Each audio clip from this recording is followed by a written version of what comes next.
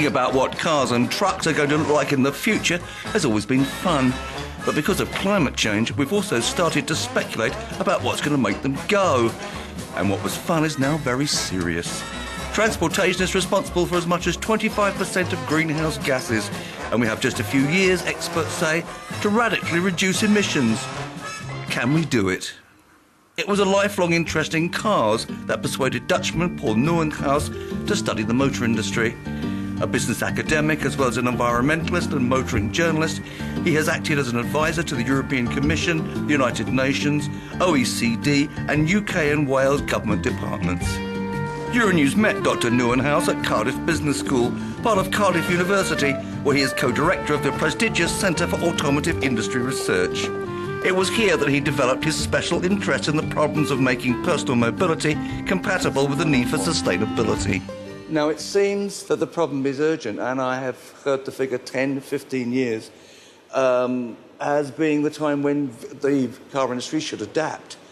Is it possible? The urgency is difficult to assess. We're relying on climate scientists, of course, but I mean, they are, every time they come out with a new report, it calls for greater urgency. So obviously that is a big issue.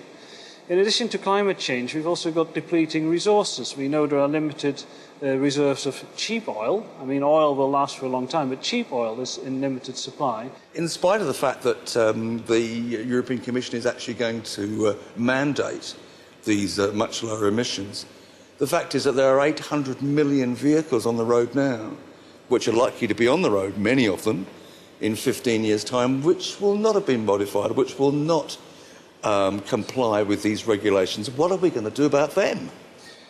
Well, as oil becomes more expensive, and of course if cars become more energy efficient, now what happens to the old cars? Well, some of them may just become too expensive to run and may to that extent become obsolete. They are no longer efficient enough to be used on a daily basis. And I think that's just something. It might be one of the few areas in the environmental world where market mechanisms might just about solve the problem. I think many of the general public are expecting a rather smooth transition from the internal combustion engine through to some alternative method of powering vehicles. You know, my next car will be electric, my next car will be biofuels, my next car will be hydrogen, it will be a combination of the two. How realistic is that expectation, do you think? The next step that the industry is moving towards production within the next few years is a plug-in hybrid, where as well as having the internal combustion engine to create electricity, you can also plug it into the mains and charge up your battery that way. So that's the next step. The world is still too complex and too diverse to come with a single solution. We've worked with a single solution now for 70, 80 years or something like that. But that system is coming under strain. Oil might be the ideal fuel if you're in the Middle East, in an oil-rich nation.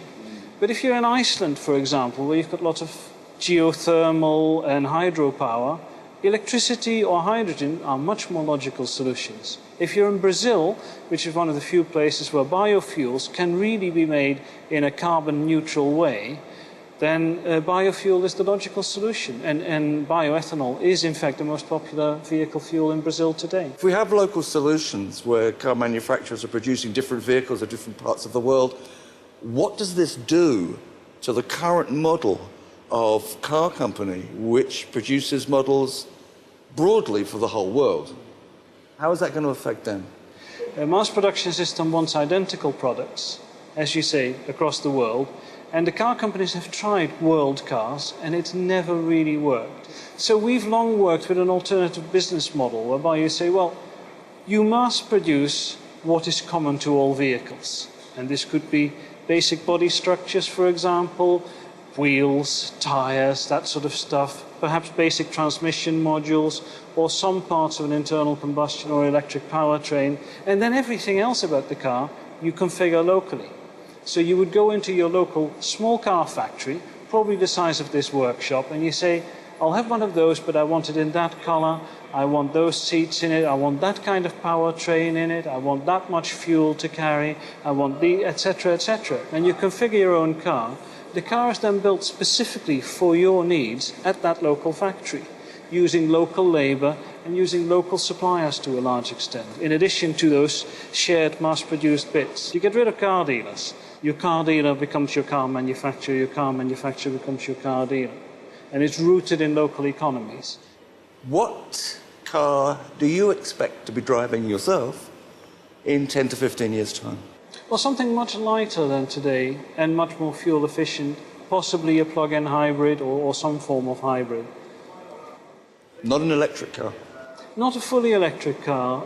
There's still issues about battery range, but I mean, you could have a system whereby you have an electric car for urban use, for example, and you have a hybrid for longer distances.